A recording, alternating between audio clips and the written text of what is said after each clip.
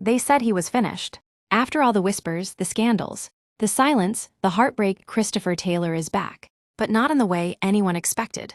The Jamaican sprinter-turned-hurdler has returned to the track, with a fire that feels more like vengeance than ambition. And now the world is watching closely, not out of admiration, but out of sheer disbelief. How did a once celebrated prodigy, a world-class talent cheered by an entire nation, fall so hard, disappear, and then rise again as if nothing ever happened? Let's be honest, Jamaica turned its back on Christopher Taylor. When his performances dipped, when the controversies piled up, and when he seemed to fade from the spotlight, even his most loyal supporters started looking elsewhere. The media barely mentioned his name anymore. The Federation, silent, former fans, mocking him online, the same people who hailed him as the next Usain Bolt, the new messiah of Jamaican athletics, were the first to write him off. But Taylor was never just another sprinter. He was electric from the start, dominating the youth ranks, breaking records, pulling off performances that had seasoned analysts comparing him to legends. And then it all stalled. Injuries, inconsistency, personal issues. And rumors, so many rumors. Some said he had attitude problems. Others claimed he lacked discipline. Some even suggested he just wasn't cut out for the professional level. But no one really knew the truth, and Taylor wasn't talking. Until now, his recent return to the track, not as a 400m sprinter, but as a 400m hurdler, is both genius and insanity. Because while it's a fresh start, it's also the hardest road. He's chosen an event that demands not only speed but strategy, grit, and mental toughness.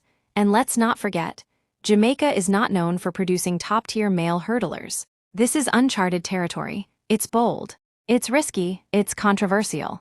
But that's exactly what makes it so powerful. Taylor's first few races back were met with skepticism. Commentators watched closely, waiting for him to crash, to falter, to confirm all their doubts. And then he started delivering. Not perfect, not world-leading, but solid, real, promising. You could see it in his stride, the hunger, the pain, the statement. It wasn't just about winning. It was about proving something to everyone who doubted him. Yes, but more importantly, to himself. Yet even now, the disrespect continues. While the media celebrates others, while the spotlight shines on athletes who haven't faced a fraction of what Taylor has overcome, he is grinding in the shadows. No flashy interviews, no viral social media antics, just raw, relentless work. And still, people ask, why is he even trying? He'll never be what we thought he'd be. He's wasting his time. But maybe the problem isn't Christopher Taylor. Maybe the problem is Jamaica's toxic obsession with perfection, with creating stars only to destroy them the moment they show weakness. Maybe the real controversy isn't that Taylor struggled, but that he was expected to be superhuman in a system that forgets its heroes the moment they stumble. And let's talk about that system. How many Jamaican athletes have fallen through the cracks because of poor management, inadequate support, or simply being misunderstood? We love to boast about our sprinting dominance, but behind the medals and the flag waving are athletes struggling with pressure, with expectations, with identity. Taylor's story is not unique, it's just the most public. And now that he's rewriting it on his own terms, suddenly everyone wants to question his motives. No, not this time. Christopher Taylor doesn't owe anyone an explanation. Not the Federation, not the fans, not the media. If anything, we owe him. For daring to come back. For daring to switch events when everyone else would have quit. For daring to believe in himself when an entire nation stopped believing in him. And if you're uncomfortable with that, good. Because this isn't a comeback story designed to make you feel warm and fuzzy. This is a reality check, a wake-up call.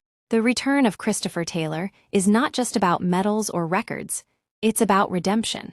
It's about challenging the narrative. It's about breaking the silence. And whether he stands on a podium this season or not, one thing is clear. Christopher Taylor is no longer running for approval. He's running for legacy. And that's more dangerous than any gold medal. So go ahead, doubt him, mock him, underestimate him. But remember this, fire doesn't beg for applause, it just burns. And Christopher Taylor is burning his way back to the top, one hurdle at a time. Let the controversy begin.